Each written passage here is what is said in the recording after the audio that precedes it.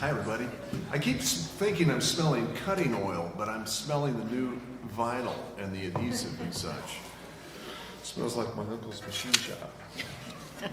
It does, it does. Hey, hi, everybody. I'm Mark, and this is Denise, and welcome to our NH Israel Tour information meeting. And I hope this is fun for us tonight to talk about something that's meaningful to us and to share it with you guys. This will be New Horizons' third trip to Israel. It's been a while since we've gone, so we thought maybe we'd spin it up again and see what kind of interest there might be, and perhaps you can share it with others as well. So we are going to record. It is recording right now. It's video, and we had several people this morning say, "Hey, I can't make it tonight. I'm interested in the trip, and I would like very much to watch it." So this is going to our YouTube channel, and I will make the link available to people who might want that. So I'm going to ask Denise to pray, and then we'll open this up, okay? Lord Jesus, we ask for your wisdom and your guidance as we make decisions concerning trips and all of that. We ask your blessing over this right now. Ask that all the information that needs to be shared would get shared, and that you would be very clear with people, us included. In Jesus' name, amen. Amen. So please raise your hand at any point and ask questions. We want to be informative. We want to be helpful. You have two items. I want you to grab a flyer that's made by our touring company. That's yours, and we have others. If you have friends that would like one, we've got some extras we'd like to send with you as well. You have the green sheet, which is only an outline for what we'll be speaking about. And doggone it, I forgot to get a handful of pens. Somebody might look around the corner there and see if they can find pens somewhere, either on a shelf or the welcome center there. And if not, we'll run to the office and see if we can't come up with some of those. That'll permit you to take some notes, etc. So what we're talking about here is a trip to Israel, the Holy Land. And we've enjoyed our tours there. We've done a number of them. As you know, Denise lived there for a while. Thank you very much. Appreciate that, Jan. And so Israel has become pretty near and dear to me and to Denise and me. I kind of caught it from Denise, and you'll hear a little bit about her story momentarily, just so you can know why this is a thing. So we're looking at a year from now, actually over a year. Today's February 1. We wanted to at least get in the same month, a year later, we would travel. So February 23rd to March 4th, as you see, basically a 10-day tour. Days are for travel as well, so you'll see how that works. We'll be hosting you, which is different from guiding you. We're the host for our tour. We're a host on our bus, and so our job would be to make your trip very comfortable and meet your needs as we're going along. And then we have guides then that are professionally trained tour guides and selected by our tour organization for the tours, and they're very, very good. So we want you to make that distinction, and we'll begin with a bit about the trip and why we might go to Israel. So I was just curious, as we were cutting up baklava and making coffee and such, I'm wondering what in the world, when we said, "Hey, let's go tour Israel," what in the world fired in your head? I'm curious what your curiosities might be, your interests in heading to Israel. Anybody willing to share anything there in that regard? What prompted you? What are you looking forward to? What are you interested in?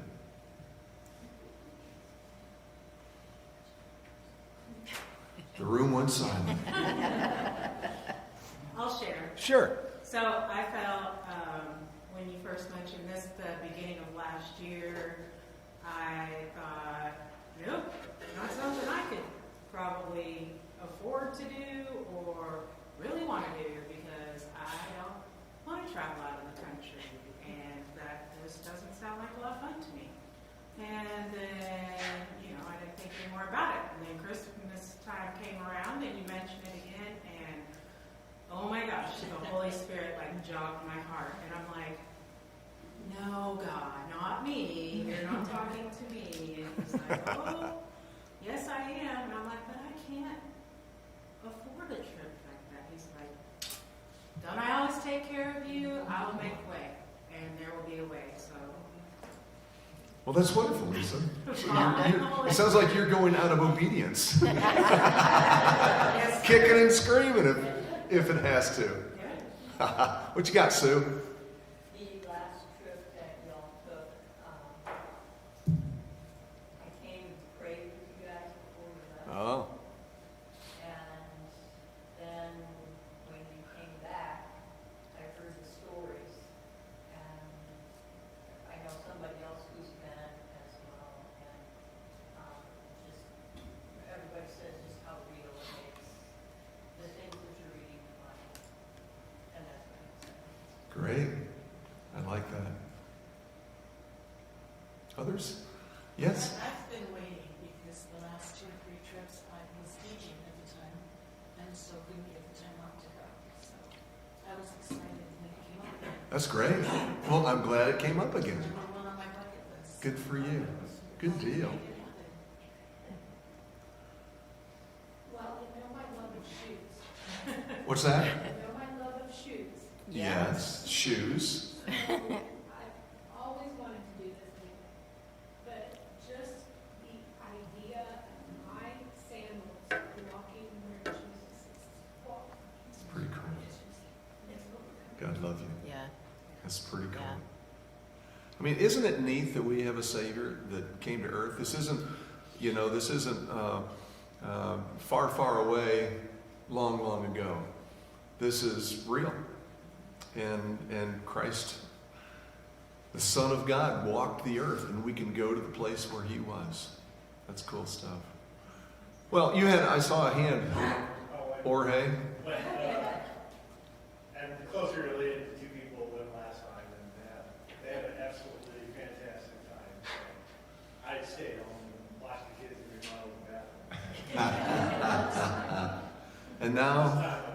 And now your retirement is here, and that's pretty great. Well, I just was curious what kind of things would go. I'm going to flip these around, these, because I think, for me at least, this interest in Israel happened because I met this woman. And you need to hear this peculiar story about how she learned about an opportunity to go the first time she went to Israel as a missionary. So Denise, why don't you share that? I'll try to condense it, but so when I was about 11, I read the book Exodus by Leon Uris, and I became fascinated with the history of the modern state of Israel. If you're not familiar with that, it's the only country that's ever come back in the way that it did, and the only dead language that's been resurrected in the way that Hebrew has. And I found that so fascinating, and then I just started reading a lot about. Talk a little closer. There you go. And then I got fascinated with World War II and all of that. And when I was in high school, I was supposed to be the AFS student. So as a senior, I was going to some French-speaking country, and I felt like the Lord told me, if you don't straighten up, you're not going. And I thought, yeah, I am. My name was already in New York. I was just waiting for placement. And I was the first AFS student ever not placed, and they had no explanation for what happened. I just fell through the cracks. So then I got my life right, and I went to the nearby community college. But we lived way out in the country on a farm. My aunt one day was flipping around on the TV. We got 3 channels. A 4th channel came in, but only the sound. And it was a guy on 700 Club talking about his ministry in Israel. She wrote his name down and the address, and I wrote and applied to go. I didn't see it, I didn't hear it. There was no internet to look this up. There was no internet. Yeah, looking back, I can see why my parents were a little iffy on that. But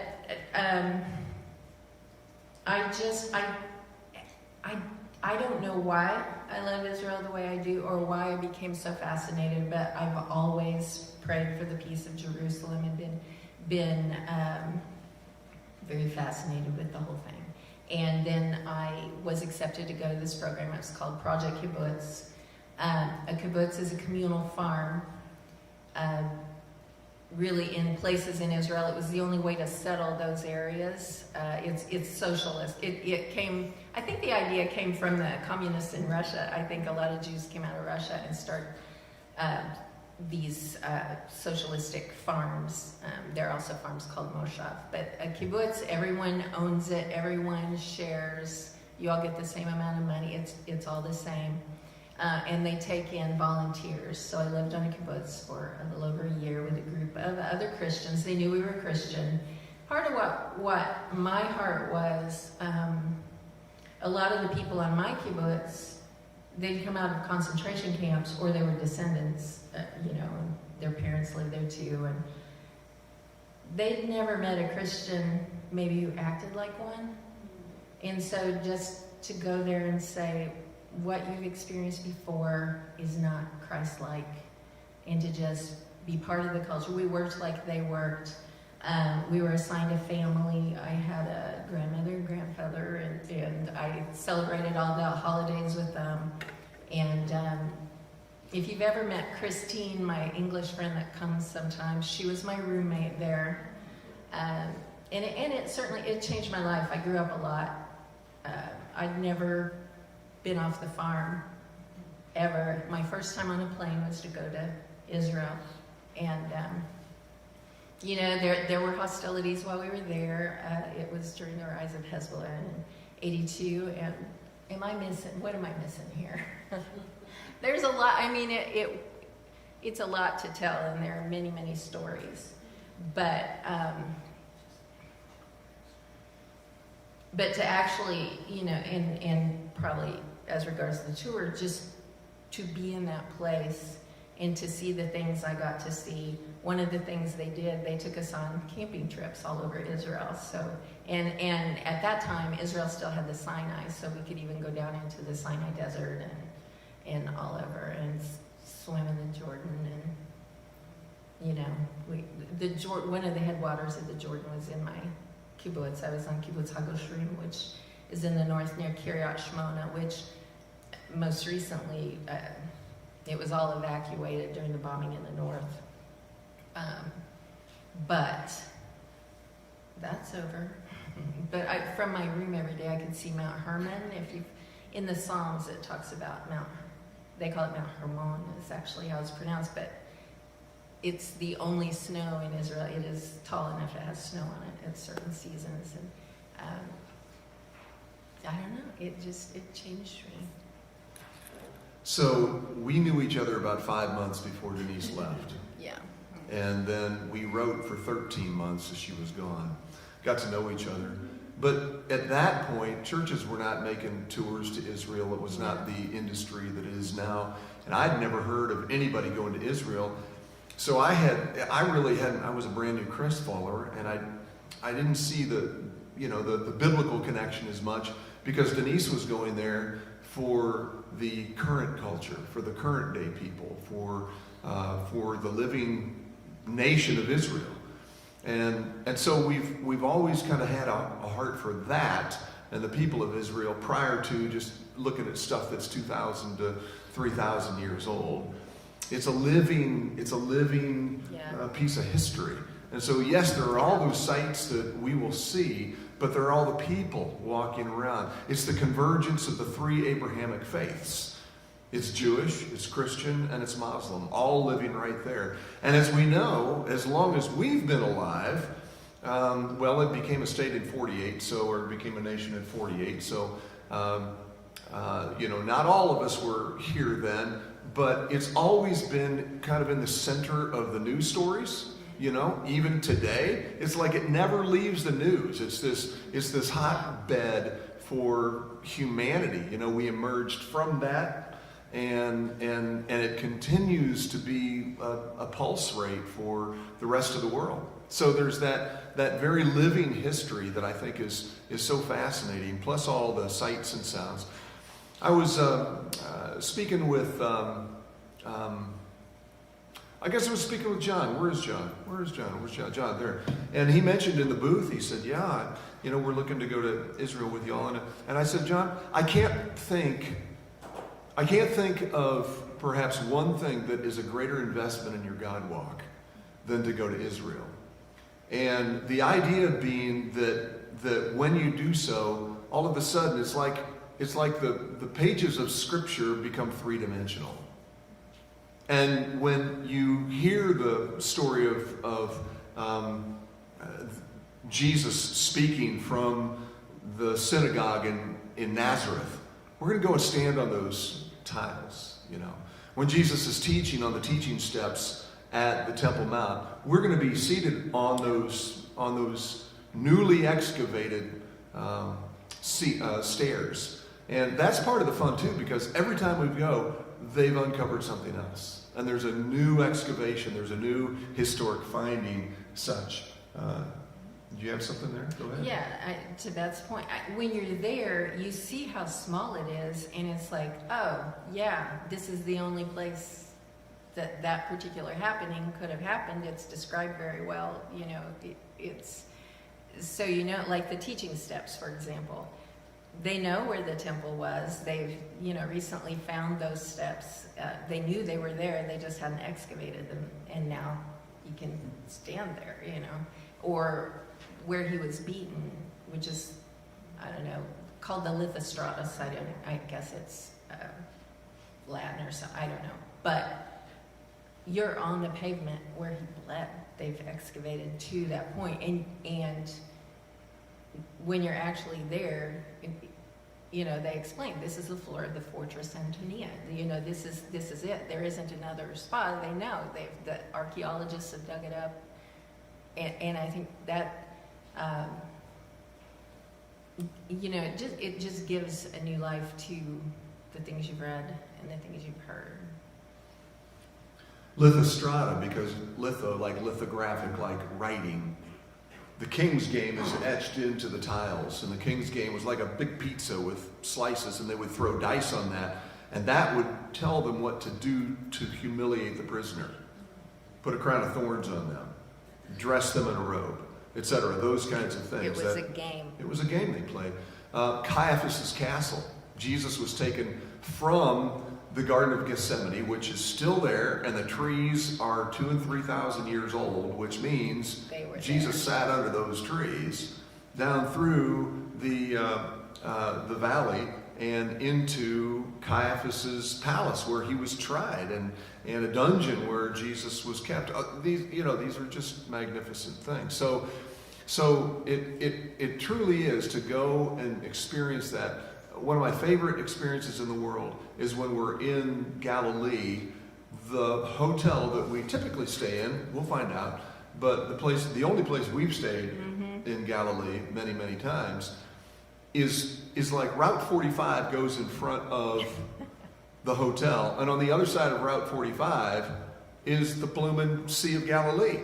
And so you take your Bible and your water bottle, and you march out of the hotel and down the path and across the street, and you sit on the rocks on the Sea of Galilee. And this is where Jesus walked on the sea, where he met the disciples, met and called the disciples. It's just crazy, crazy stuff. So great investment in your God walk. Another way that Israel is often described is the fifth gospel. And I really like that. Matthew, Mark, Luke, and John, and then the land of Israel, because the land gives context to everything that happens. And I think it's so neat for us because all of a sudden that context adds, like I say, a 3D effect to our faith. This isn't a fairy tale. This is real stuff. God became flesh and walked among us. And all the stories that you read in the New Testament, they happened there. Well, they're up into Turkey and, of course, on the other side of the Mediterranean and such, but those things were there. So you will see that. Let me tell you what else you see. You see a modern country.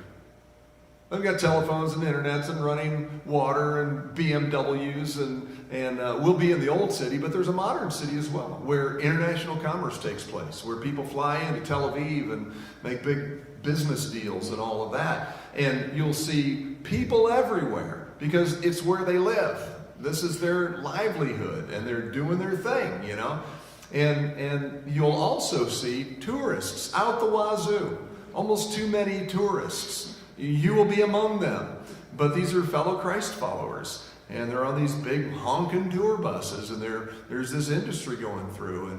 And quite frankly, it supports the infrastructure of modern day Israel. The tourism industry is so important, not so much for Jews, No, it is for Jews as well. but also But Christians, yeah, from all over the world. And that's something else that's really fun. You see Christians, well, we were at the tomb. Now, the tomb they're not as sure about. They seem pretty sure, but anyway, we were in the tomb, the Church of the Holy Sepulchre it's called, and there are 7 churches that are all stuck together there. But we were down in one of the, it's kind of a dank cave-like area, and we started singing a song. It was you get so long, and then the next group gets to come in, and so we started filing out, what were we singing? Do you even remember? it was a hymn. It was some hymn, and a Korean church started passing us,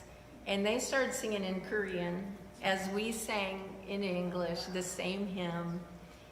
And here we were fellowshipping with this Korean church from, yeah, I mean, they were from Korea. And But you brothers and see groups sisters. from all over the world, the Christians from all over the world come too, which is fun, just to be reminded of who we are. Yeah.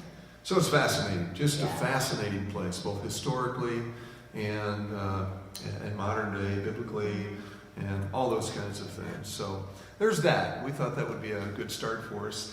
We are traveling with a company called Educational Opportunities, EO. And EO has been around for ever and ever and ever. And we've toured, that's the only company we've toured with. There are all kinds of touring companies over there. We've stuck with EO. One reason is they're very Methodist. They know the Methodists, and the Methodists come from all over the world and use EO. So they will be great hosts for us, and they know what they're doing. EO really does a fine job. They do tours all over the place, and if you go to their website, they're certainly all over the Mediterranean area. Many different tours in Israel itself. We've chosen the basic tour because it hits all the hot spots. And if you were to go back and back, you can take the studies or the travels of Paul, and you can go to Turkey and into Jordan, into Petra, and all kinds of different places. And EO does that. They do cruises in the Mediterranean, and they go elsewhere in the world. So they're a Christian company, and they're very helpful in securing incredibly good guides. They test all their guides. They have to pass muster. The guides are important. The facilities are well chosen. The transit is well done. It's a well-oiled machine. Very few glitches in any of that. I like too that EO is really tight with the State Department here in the States and in Israel. So they're just always aware of what's going on. And so that's very helpful. They can keep us out of some trouble. They can keep us in safe spots and such, and that's important. So I feel very good about taking people that I love and care about to Israel with educational opportunities. I took my mother. We've taken all 4 of our children. We've taken a number of churches, and they've never ever let us down. So that's who you're going with. You can go to their website. You can read about it. You will find our tour if you look, because we're logged with them for that date. We've been working on this for about a year already, securing the best time to go and such. And what we did, just so you'll know, they're touring from January all the way into May. Now you get beyond that, and you get hot, you get incredibly rainy, but we kind of picked a point that was relatively decent weather-wise, the 1st of March, that area, and it doesn't jack your price. So if you go in May, it's beautiful and all the flowers are out, but the price is twice as high. So we kind of just, and I don't want to go 1st of January when it's as cold there as it is here and that kind of stuff. So that's why we've chosen this time. We worked at this pretty hard with EO to find a time for us to go that would work. So let's keep going here. Let's talk a little bit about itinerary. I drew this little map up here for you to have a look at, and I think this is the best way to describe what we're seeing here. That little sliver of land is what's all the fuss about, y'all. Right there, that little land of Israel, the size of New Jersey or whatever it is. And we will fly into Tel Aviv, and that circle there, kind of right in the middle of things, and out towards the Mediterranean. We fly in there, and then we have touring, and the different tours go in different directions at different times, so they can file them all in there. And we happen to be going from the itinerary in hours. We're going to start in the north, and that would be the Galilee. So biblically, you have the Galilee. Jesus was a Galilean. And so we'll be in the Galilee. In the south, where Jerusalem is, that's Judea. Okay? We start up here in Galilee. You'll notice with that bracket on the far right that we're not traveling more than 100 miles here. That's from here to Effingham to see all the stuff that we're gonna see there. So up in the Galilee, we love the Galilee because that's where Jesus spent 99% of his ministry. On the Sea of Galilee, up in what we call the evangelistic triangle, that's up on the very north with Capernaum and different cities up there, the city of Jesus. Now, those are ruins. Most of those are ruins. They've excavated, they've found the tabernacle, they found Peter's house where his mother was healed and things like that. But there's reason for that, because the scriptures say it will be taken down to the ground for their unbelief. And sure enough, it does not exist today. But Tiberias, which is also scriptural, that city that's where we stay. It's kind of on the west bank of the Sea of Galilee. And it is, it's a small city, but it's modern and that kind of stuff. And we will be all the way around sort of maybe 2 o'clock in Magdala, which is where Mary Magdalene came from. It's where the demonic, the guy with the legion of demons was found. So it's kind of neat because we will be on a boat ride, and we'll cross the Galilee on that boat all the way to Magdala, and we can have a lunch over there with the St. Peter's fish, right? St. Peter's fish is their little tilapia, and it's probably what they caught a lot of. You see fishermen throwing their nets still. All kinds of things in Galilee. It's peaceful. It's very green. On a good day, you can see Mount Hermon in the north. So we like the Galilee, don't we? Yeah, the Galilee is the greenest part of Israel. It's where most of the most agricultural and the prettiest, well, depending on the kind of pretty, I guess, but it's where a lot of the farming is, and it has a lot more water than other parts of Israel. Sure. And what comes out of the bottom of the Sea of Galilee down to the Dead Sea is the Jordan River, of course. So we'll spend time along the Jordan River. It's always fun to affirm our baptisms there, so we can do that. They've got a whole system set up. They've got a building where you rent your little robe, and you change, and you put your stuff in a locker, and they've got a place for us all to meet there, and they've got you're not climbing down a muddy ditch. They've got a paved area for us to stand, and railings with a ramp down in for baptism. It's just pretty cool to say that you reaffirmed your baptism in the Jordan River. So a lot of just a great peaceful place. You can see why Jesus would have hung out there a lot and did a lot of ministry there. And this is pretty cool. So there was one guy on our tour who took a free day, and he rented a cab, and he went all the way around the Sea of Galilee, knocking on doors of people who had boats in dry dock, because it wasn't boating season yet. And this was probably 20 years ago. He paid somebody astronomical money to undry dock their boat so he could ski where Jesus walked. True story. Just hilarious. We had another guy who took a little fishing pole because he was determined he wanted to catch a fish in the Sea of Galilee. And so in that motel where we stay in Galilee, he'd get up early in the morning and go down and fish and catch his fish. It's pretty cool. Yeah. And then there's kind of the West, okay? And we will only fly into Tel Aviv. We won't be back there except flying back out. But in the west central of Israel, you will find Nazareth and Megiddo, Tel Megiddo, the Valley of Armageddon. Hello, And then we get over to the coast and we see Caesarea by the sea with the fortress there, probably where Paul was, where he was imprisoned and then later shipped off to Rome. So lots of cool stuff in the west there. And then we come down to more of the central area, Jerusalem. And what you can sense, there's almost a spiritual movement to be in the green and lush and beauty of the Galilee, and then moving down into Jerusalem. And as you move into Jerusalem, it gets busy, it's boisterous, it's loud, it's noisy, it's international, it's everything the Galilee was not in terms of just havoc. And you can almost feel the pressures of Jerusalem, the spiritual forces, all those kinds of things that came together. In that area, we will see Bethlehem, and we'll see the Church of the Nativity. As Denise said, you will see lots and lots of churches, and you think, man, why did they spoil all these historic sites with a church? Those historic sites would not exist if they had not built a church there. Does that make sense?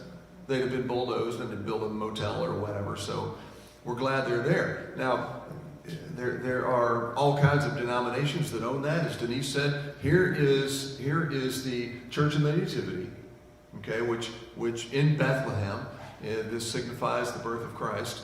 And there's a common area, but there are 7 churches that have glommed onto that, 7 different denominations, all kind of claiming some ownership to the place Jesus died. Bethany, go ahead. Were you going to say something? Well, the Bethlehem is an Arab city, so Good point. one thing the EO does is they split our stays between Jewish-owned and Arab-owned hotels, so that some of the money goes to.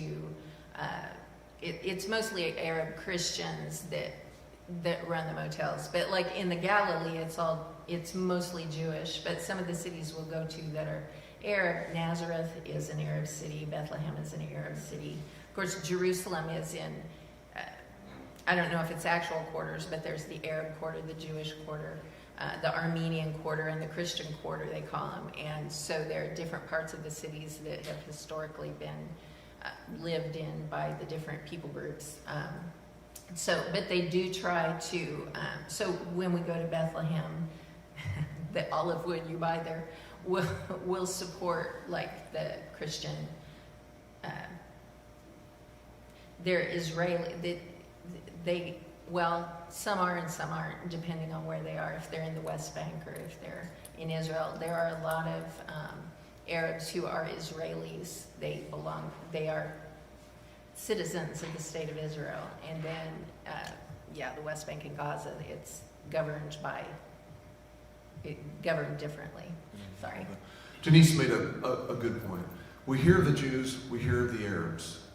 We rarely hear of the Christians in Israel. And they are the ones that are caught in between. When we used to travel to Bethlehem, it was Bethlehem. When we used to travel to Bethlehem, it was 70% Christian. Now it's 7% Christian. So Christ followers have been driven out, and they're in a tough spot. They oftentimes can't get work because neither side likes them very much. So that's an interesting deal. Now, in Jerusalem, we see the Old City, and you mentioned the 4 quarters that we'll go to. All kinds of things to see there. We see the Pool of Bethesda. That's a pretty cool thing there. We get to the Lysistrata, Caiaphas' castle. There's a place that is called Golgotha, Hill of the Skull. You'll find as we tour that not everyone agrees on some of these locations, what is historic. So we'll learn about that. We will certainly see Temple Mount. We might get to go up on Temple Mount where Dome of the Rock is. So, see, this is real life today stuff. That the Temple Mount, which used to be Solomon's Temple, is now, that's gone. And now it is the Dome of the Rock, which is one of the sacred places for the Muslims. Sometimes they let us up there, but sometimes they don't. Just depends on the tensions that happen at the moment. Certainly the Wailing Wall, which is the western wall of the temple. And that's where you see the Jews praying. We'll have an opportunity to do that. And as you stand and you look at that from afar, you see this huge towering black wall, and you see this smear of human hand oil and tears up to about 6 feet tall, you know, where thousands and thousands and thousands of both Jewish and Christian pilgrims have come and prayed, and prayer stuck in the cracks, you know, little papers of prayer. As we say, the Mount of Olives with the Garden of Gethsemane. Let's get the Kidron Valley, where Jesus would have ridden a donkey down. I'm sure they'll want you to ride a donkey, and you pay them $1, and you get to ride down, you know, on a donkey. And then we go south, and that's we're following the Jordan River down to the Dead Sea, perhaps a site where John the Baptist would have baptized Jesus. He was baptizing along the Jordan south of Jerusalem. The Dead Sea is just incredibly fascinating. It's a day trip. It is an extra. We'll talk about that momentarily. But you see this weird physical phenomena where you can't not float. And so You cannot sink. yeah, you can't sink. So those are kind of fun things. Also, you see Masada. You'll learn about the fall of Israel in 70 AD when the Romans finally conquered them, and that's a very moving spot because modern day IDF soldiers are sworn in on top of that with their famous phrase "Never again." And then we also see Qumran, where the Dead Sea Scrolls were found in those caves, and we hear the story of that. And so lots and lots of very cool stuff in the South. So that kind of gives you an idea of what we're doing over our tour. We're in the North, we're in the West, we're in the Central, we're in the South. And as we go, we are traveling on these, and we'll find our buses to be quite accommodating. They're a lot of fun, and the hotels we're staying in, good places. They are. Tour buses are nice, and so are the places that we stay. They've got very, very nice hotels and very nice meals. Anybody here a fisherman, John? Do you actually eat the fish you catch? Sometimes. Yeah? Okay. So I don't know how you feel about fish for breakfast, but there's every looking fish you've ever seen with their eyeballs looking right at you. And so, Gefilte yeah, gefilte fish. And so typically there's a morning meal. There is a breakfast. You wake up to breakfast, and you know your loading time, and you load out, and you're gone the day. Sometimes midday, there's a place where they have arranged for us to stop for a meal if you should choose to buy it. Kind of a box meal sort of thing. And then we come back that afternoon and to a wonderful meal. The evening meals are, well, I think breakfasts are pretty special too, but big evening meals, that's a pretty cool thing. We're with many other tours, so the hotels are just loaded with tours. Up in the north, it's kind of fun because there's also a lot of Jewish people on vacation, and I'm sure we're just a total nuisance to them, but here they are. And if we happen to be there on Sunday, they turn all the elevators on automatic. Saturday, I'm sorry, on Sabbath, because you can't break the Sabbath by pushing the button. You can't work on the Sabbath, so you have to wait till the elevator comes and opens the doors. And then it stops at every And floor. every floor. Yeah. It's pretty good. So I've kind of described what a day of touring there. You're up and at it, and a lot of touring, a lot of travel, a lot of going, and we cover some ground. And the reason is, I mean, we only have so much time to see a bunch of stuff. And so we do that on their time frame. I mean, they know how to run us through, and we're touring, we're learning. I like to tell people it's not a vacation. It's not a vacation in that you just go and lay on a beach somewhere. This is a tour. You're touring. Your goal is to see sights. Now, what about the physicality of this, the accessibility? I think that's important. You will be the youngest people there. This is a retiree's haven. I mean, this is Phoenix, Arizona, you know, and it really, I mean, who has 10 days that they can leave? Who's got this kind of money? You know, a lot of That's part of it, retirees. yeah. And so we will be spry. We will be spry amongst these people. But the thing is that nothing is flat. There's no way to build a Walmart anywhere in Israel because everything is hilly. And so there's up and downs on the bus, but they make it very, very accessible for all these sites. The buses pull up in lots. You might have to walk through a parking lot and down the sidewalk, but boom, you're in Capernaum. But the Go ground ahead. is very uneven. Like, there aren't ramps, you know, there aren't. So when you do need to get up, like, even in the churches and stuff, when you're in, the one with the steps up to. You know Oh, what I'm yeah, talking- yeah, I mean, that's, there are, The Holy Sepulchre. yeah, Church of the part Holy of the Sepulchre. Church of the Holy Sepulchre. You have to go up these stairs to see the rock face of Golgotha. And so it's not just, I would not say it's smooth. And when you're walking through Jerusalem, again, they're cobbled streets. They are uneven. There is some unevenness. It's not like huge hills. Well, mostly it's not huge hills, but you know, it's hilly around there, and so you're going to go up some hills and down some hills. And What we it's noticed. not undoable, and it's not too strenuous, but it's also not What we noticed completely smooth. in this is it does have a guide for moderate, active, and vigorous, and you can look at those. But I do want to tell you, nobody forces you to do any of this. There No. are places that we go, and you can get off the bus and you can have a seat and wait for the crew to get back, or you stay at the gift shop till everybody returns from the whatever it is. But what I have found is that the really strenuous stuff is optional. You don't have Yeah. to climb through all that stuff if you don't care to. And then if you really want to get rigorous, when we go to Masada, instead of taking the cable car, you can go up the hill. And I remember when I both wouldn't call it a hill. Jackson Price and Bill Weiss did that, and they'll never forget having done that. So I think accessibility, I know there are some here that, EO does not make provisions for people in powered scooters or wheelchairs, that kind of thing. There are no ramps or stuff lifts on the vehicle inside. But it really is, it's geared for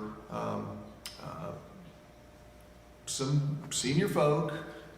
So I would take that. There's certainly nothing that prohibits me, for instance, from doing anything that anything that they do. And I like to see stuff. So I'm always climbing around with my camera and taking pictures down Yeah. and all that kind of stuff. Yeah, that irritates the daylights out of you, doesn't it? It does. I can't talk to him. He's off taking pictures. And I'll tell you what's kind of neat too is when you're with a guide, there are other guides, but they give you a receiver and an earbud. And so you can hear that person from 100 feet away. So they're up ahead chatting about this, that, and the other, and you hang back and you take some photographs and you're looking around listening to what they have to say as you make your way up to the guide and that kind of stuff. So I think it's a very comfortable thing. Are you tired? Have a seat. There's a bench. We're coming back that way. You know, that kind of stuff is very doable. And the other thing I put on that outline was, what about regional conflicts?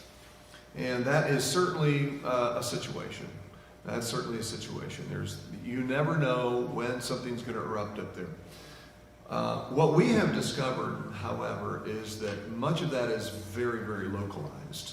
Much of it. Even when they're lobbing Katyushas over from Lebanon, they're not long-range missiles. Iran can't get there yet. You know, all that kind of stuff. Now, there are once in a while a suicide bomber here or there. I'm glad I just made you feel very comfortable about our trip. But there's a couple things going on here. It is localized, and we don't go to those areas. EO doesn't take us to those areas. For instance, if you've got a friend from Kentucky and you tell them you live south of Chicago, they say, "Man, that sounds dangerous." Well, Is it? Is it? Is it? No, no. We live here. And so we even go to Chicago, don't we? When you go to Chicago, you don't go to Cabrini Green, right? Yeah, yeah. You stay on the interstate, you do whatever you do. So it's that kind of thing. And EO, again, very, very tight with the state and with the authorities and such, will not take you to places where there are conflicts. There are optional places they will go. Instead, there was one year when Bethlehem was closed down. It was kind of a disappointment. Yeah. And they said, yeah, we're not able to go into Bethlehem, but we're going to do this instead. So we did that. And so that's why I have a great deal of confidence in EO. There was one year we had a big tour. It was the biggest group we'd ever recruited. And I think, goodness, and our kids, 10 teenagers went. There were 55 of us. And that's when Hezbollah raised its head. It wasn't Hezbollah.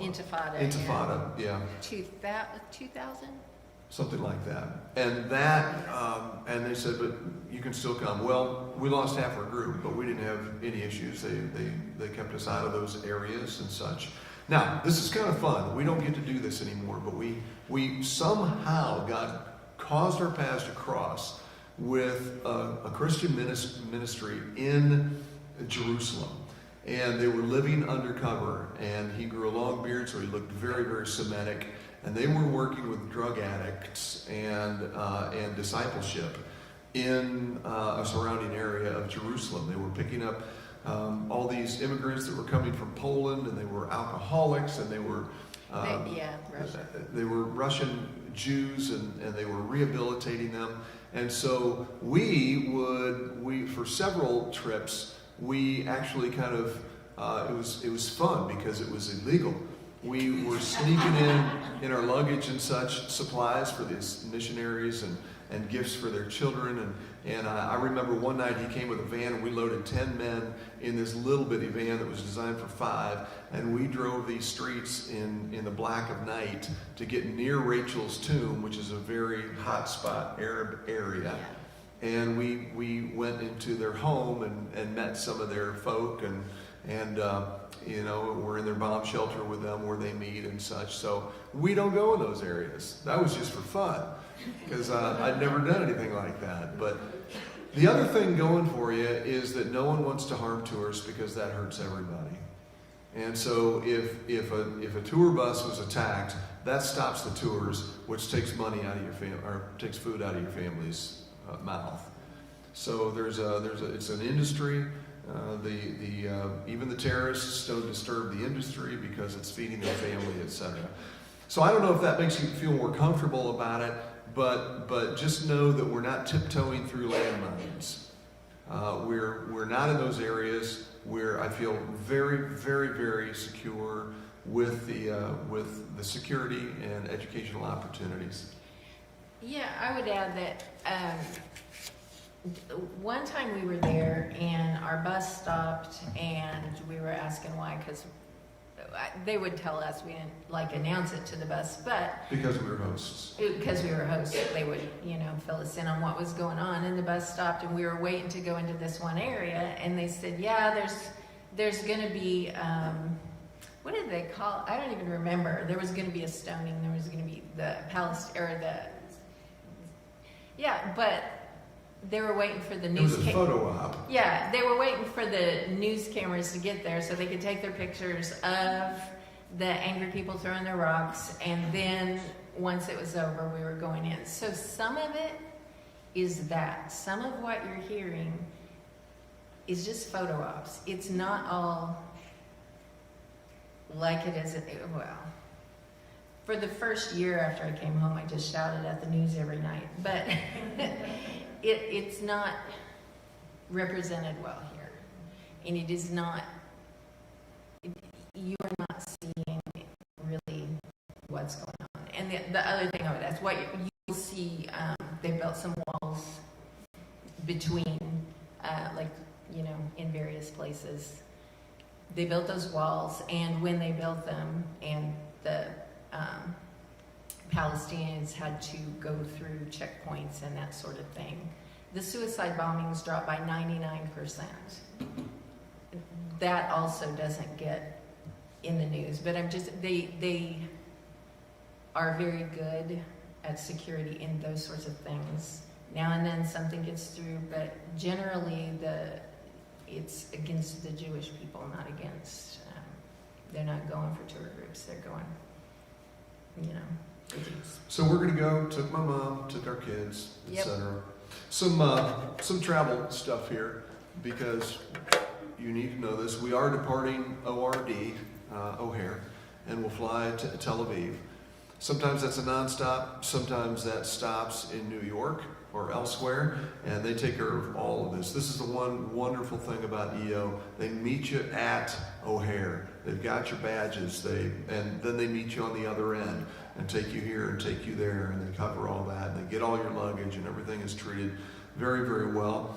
And so it is an economy flight, you know, so it's long. It's a 12-hour flight. It's not the most comfortable flight in the world, but it is fun. We have flown El Al, which is the Jewish airline, with all these Jewish people all over the place, and at times of prayer, they're up and down the aisles doing their things, and they're tying their deals on their arms, and they've got all their prayer shawls, and they're all, you know, doing their movements and their prayers, and it's very interesting to be in a cultural situation like that. Just so you'll know, the airlines always change their fee schedules, as you know, for checked luggage and such. And so that's all on us. So you're paying for checked luggage, and it varies by airline, which varies by day of the week, which varies by the operator at the scale. You know that. Those of you that tour or travel, you know how that kind of stuff goes. And so EO is not responsible if a flight is delayed and you have to be put up in a hotel or something. If you've done any touring at all, if you've been on a boat ride or whatever, you get all the fine print that you find here. Yeah, it's on the back of the It's just brochure. lots of it, you know, and it's things like that. However, if you purchase the travel protection, they take care of you. We're going to talk about that momentarily. When we depart ORD, here's what we're going to do. We've tried to get ourselves as a group up there, and it's a terrible idea. So we're just going to all show up at ORD. And you figure out how to get yourselves there. Denise and I are going to we're going to ride a Peoria charter coach, you know, which comes and goes on its timetable, but it's inexpensive. We don't have to pay for a car. We may have to sit at the terminal for a while, that kind of thing, and we'll ride it home too. So that's what we're doing, but we'll all get ourselves there. Now, there's something here. I think this is kind of cool. So there are some options and there are some extensions, and you'll find that all in the brochure there. There's the basic plan, which we'll talk about some expenses in a moment. But then one of the options, and I think it's kind of the option right now that we're considering. No, an option. It's the option is this. It's the Dead Sea. And so that's down at Masada, and I think it's $75 to go down there that day. So the bus runs us down to Masada, Dead Sea. You don't get near the Dead Sea unless you do this. We also see Masada. We also see Qumran. And we don't get to see that stuff unless you go in this extension. So by all means, if you're going to Israel, for heaven's sakes, spend the $75 and go to the Dead Sea. And that's exactly right. You sit down in the water. You sit down and you can't float or can't sink. It's just the goofiest thing in the world. You can stand up and you just bob from about here up. You just like a boy out in the, it's crazy. And then you take the mud, which is full of all kinds of wonderful minerals, and you slather it all over you. What that means, Beth, if you're going to go with Shirley and your roommates and you cancel, you were helping her save $1,200 or whatever it was. And so there's some kind of a supplement that you have to pay in order for her not to be hurt. Does that make sense? If you have to cancel. So anyway, I wrote that stuff down. Would like for that not to have to affect you. If you have a cancellation on your extension, 25% of that is non-refundable. This is all without the travel protection plan. However, what we read in that is there is travel credit available under certain conditions. So that would be you and EO. By the way, if you have any questions on all this, EO is great on the phone. You call, say, okay, my pastor thought he was helping me, but he only confused me. So would you please explain this to me? And they're far better than I am at that. So they're great people, they're great human beings. If you have concerns of any kind, call them, please. Say, hey, this is my physical limitation. Tell me what I'm going to miss if I don't do that. They're just very, very honest about it. They can help you think that stuff through. All right, so there you go. There is the money. Yes, please. Okay, so I just want to clarify real quick. Yes. So the cost of the trip is $4,146. Right. But if we have a roommate to go with us, we can subtract. No. If you want a single room, you pay the $1,200. It's in addition to that. Right. So if you pay the $41.46, it assumes you have a roommate. You've selected Lynn to be your roommate, and you guys have made a plan already I need to together. clarify. Thank you. Or you tell EO, I want a double occupancy room, but I don't have a partner. Then they will hook you up with one. Now you don't know that person, they may snore or drool. It'll probably be a woman. I'm pretty sure. Tara. Yes, Janet. I was going to ask about, I know last time we didn't go, Tom and I didn't fly with you guys, but where would we find out what the trip is without airfare? Do I need to call? Yes, no, it's in there. It's in the brochure. In fact, I'm glad you said that because we have friends from the UK. Christine Yeah. and her husband are going to meet us at Tel Aviv. So there is a flight, and it's ridiculous. It's like $2,600. It's far better because of the ridiculous amount of money for this airfare. Sure. So paddle a canoe, Janet. Save yourself some money. Yeah, I think that's a great idea. I'm glad you brought that up. Yes, we've got so this is really it's open to others. It's a great thing if you've got a friend that lives in California and wants to join us there. They can certainly do that. And EO is the perfect people to talk to. Tell us what happens when we need to meet the tour group in Tel Aviv. Tell us what we need to do. When do we need to be there? What do we look for, etc. All right, I'm going to blast through some things. Here's some details for you. Here's some medical care stuff. There are no COVID restrictions right now. No COVID restrictions presently. Need you to check with your insurance company about overseas things. If you have to buy a rider, it's certainly worth doing that. The travel protection offers $25,000 in medical care. Medical care is not as expensive in Israel, that's for sure.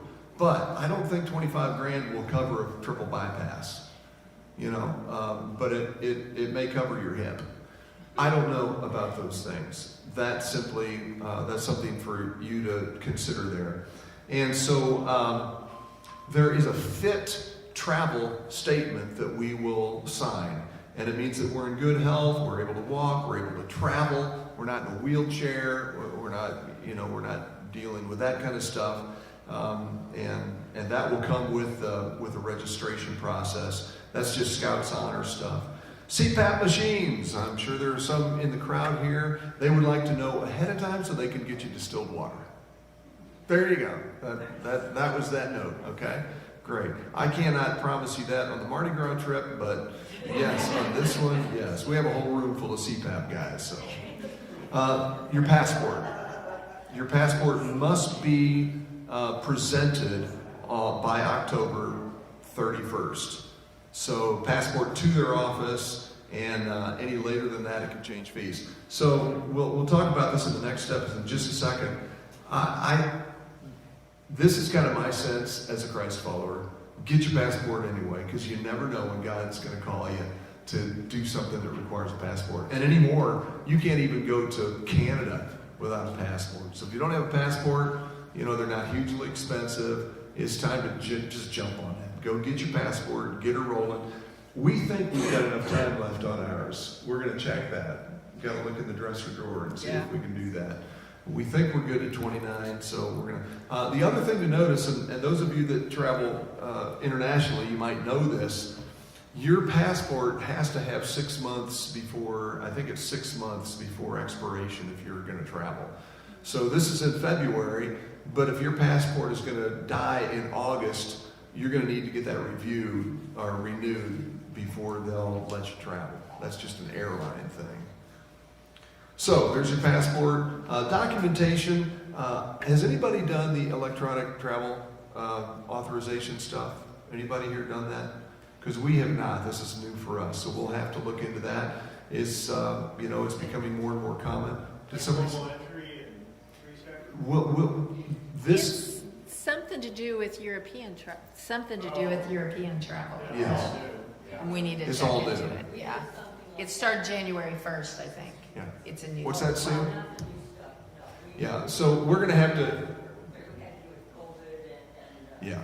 So we're going to have to look into that for ourselves, and we will pass that information along to others, that sort of thing. Vaccinations, you need to check with your doctor on that because Carl's got a travel clinic. Anybody use the Carl Travel Clinic? I love it. It's a great way to go. You just go there and say, Doc, I'm going to Israel. What do I need to get? He looks, he says, well, you got your tetanus. You might want to do this, but gang, we're not going to a third world country. We're not going to Haiti. No. This is like if we were flying to Virginia. You can drink the water, you can eat the street food. Yes. It's not. Water's potable everywhere. Egypt, no, but Israel, yes. Right. So that's on you. And then some EO caveats here. They're not liable for stolen luggage, that sort of thing. Injury, if you die, they're not responsible.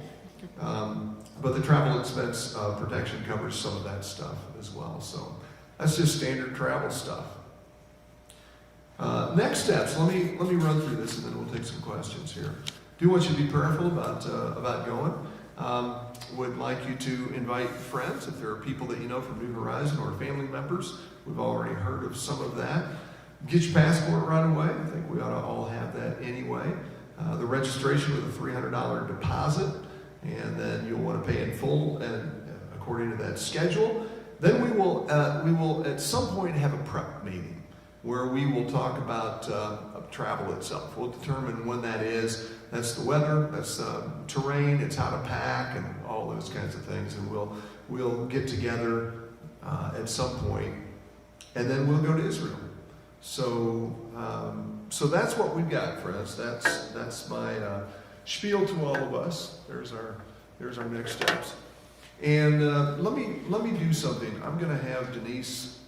Denise is going to answer every question about life you might have. She's going to answer, and I'm going to go get something real quick. So, friends, any clarifications? Have a conversation. Denise, be right Okay, all right. Yeah, Sue.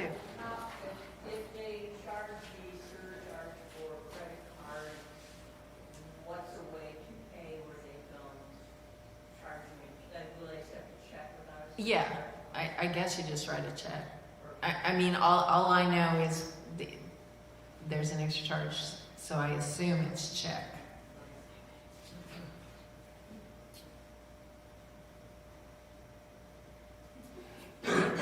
No meaning of Latin, no. Well, actually, if you want to, but. When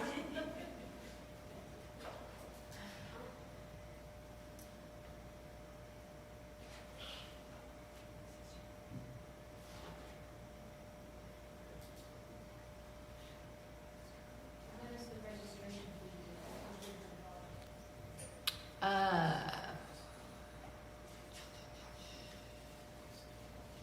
Just whenever you choose to register, I guess. It doesn't.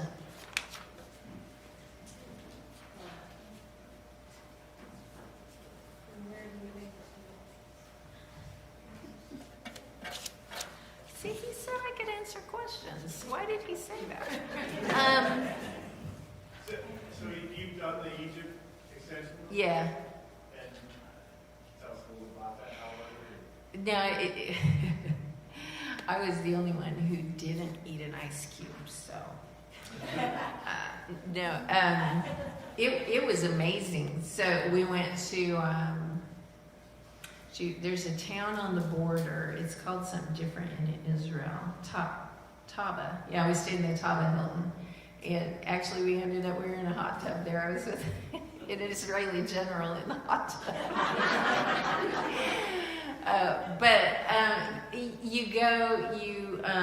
The neatest part of that, I think, is you go down into the Sinai and you stay, there's one hotel out in the middle of nowhere, and there's a Bedouin tent outside of it. And the hotel, I mean, it is just like the weirdest thing. And then at night we went out to the Bedouin tent, and they're just trying to sell you stuff. But we went out there and we had tea. We let all our kids smoke the hookah with the Bedouin. And then you can pay an extra whatever. You can take I think it was a camel up to the top of the mount in the morning and see the sunrise from Mount Sinai. The Egypt extension is a lot of driving in the desert. Because you're driving all the way down the Sinai Peninsula to Cairo, and you cross the border, which is kind of intimidating because there's a point there where you leave Israel, there's a no man's land between them, and you have to drag your luggage from one to the other. I like stuff like that, but everybody doesn't. And then, it's basically then you drive to Cairo and you see you have a day where you see the pyramids. You find out that Cairo is right next to the pyramids. Nobody ever takes pictures that direction, but it's kind of strange, when you first see it, that it's just, they're on the edge, but you get to see the pyramids, and you can go inside. And then in Cairo, there's a church that commemorates Joseph and Mary and Jesus. I forget what they call the church, but it's where Joseph and Mary and Jesus, when they fled to Egypt. But that's really kind of the Egypt is tourism. It's not, other than the Sinai thing. It's not pilgrimage, it's tourism.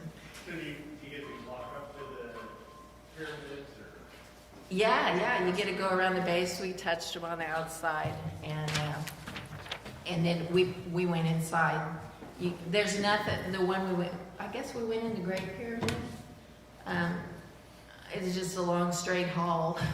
They've taken all the good stuff out.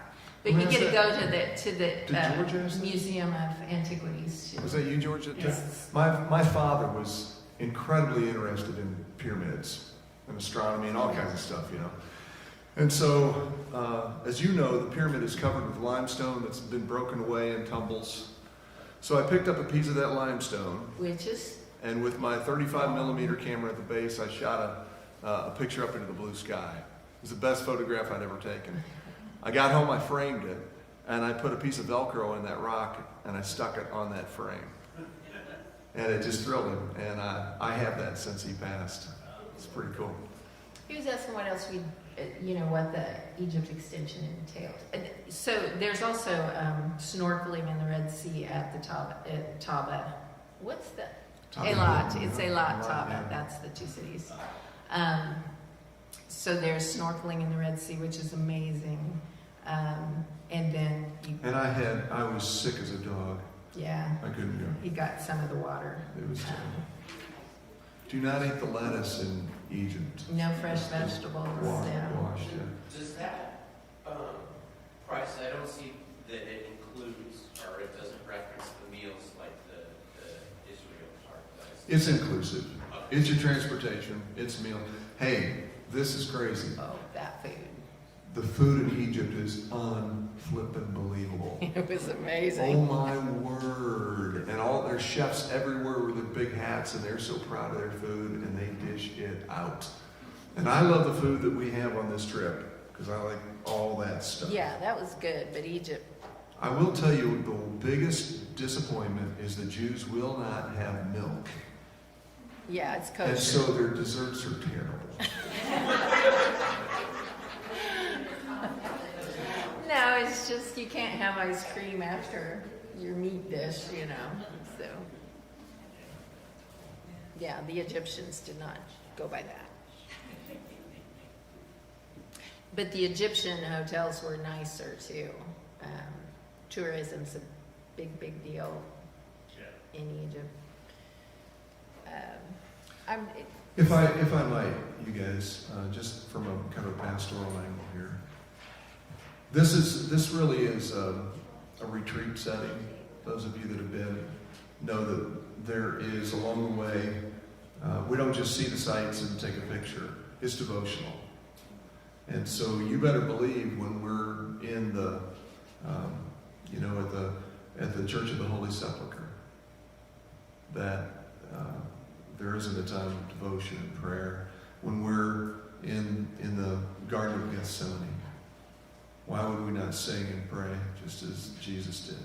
When we're in the dungeon beneath Caiaphas' castle, where Jesus may have been held, you better believe there's a time of prayer and devotion and such. Lithostrata, where Christ was beaten. Those are moments. Those are holy moments, and so we certainly take time in those times for just to look to Jesus. It's a really, really neat thing.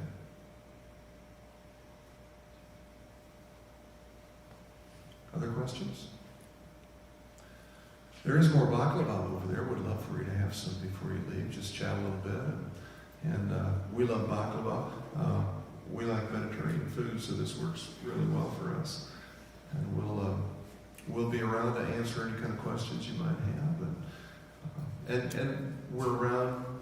I work here, so you can always find me and ask questions about this as you pray through. Beth asked when the 300 registration, and where do you pay that? On the website? Or Yeah, the registration is through the website. I didn't put a. and then do you I write a didn't put check that. if you're not using? I said check, but I made that up. Yeah, all the. E-chat too.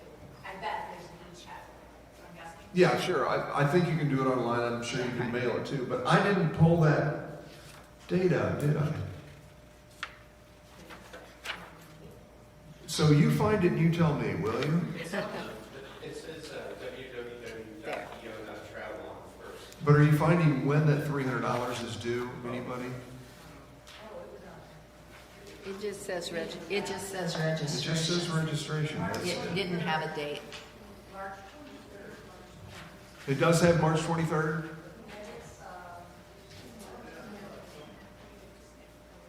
Registration early and save, no, that's March 23rd. Yes, that's different. It's on the very back. You see that schedule in the top left-hand quadrant.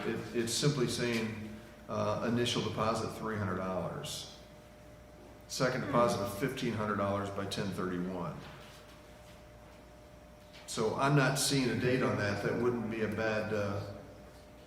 That wouldn't be a bad thing to find out. I don't want to guess. Well, it does just say register by March 23rd, and that's $150. That's full payment.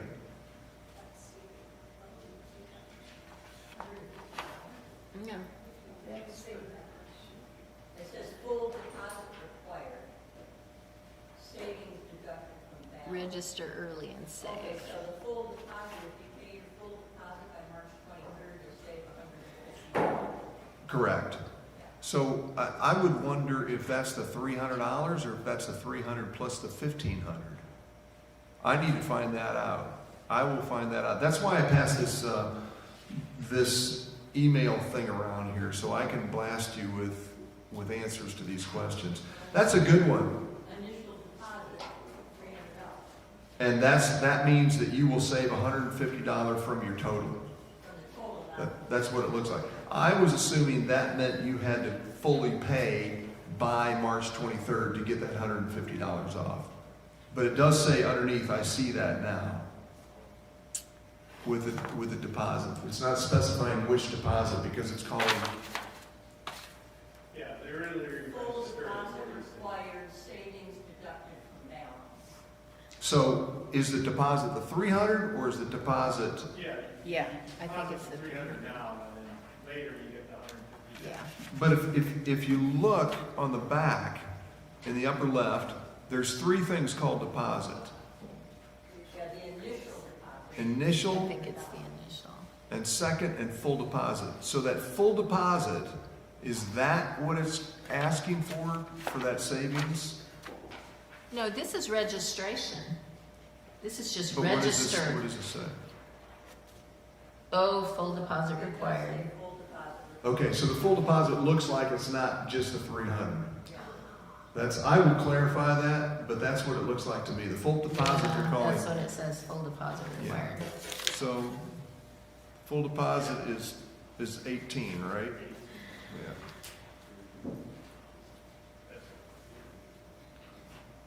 I should have checked how much it costs to go to Disney before we.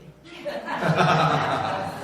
I'm guessing people spend this on Disney. Yeah.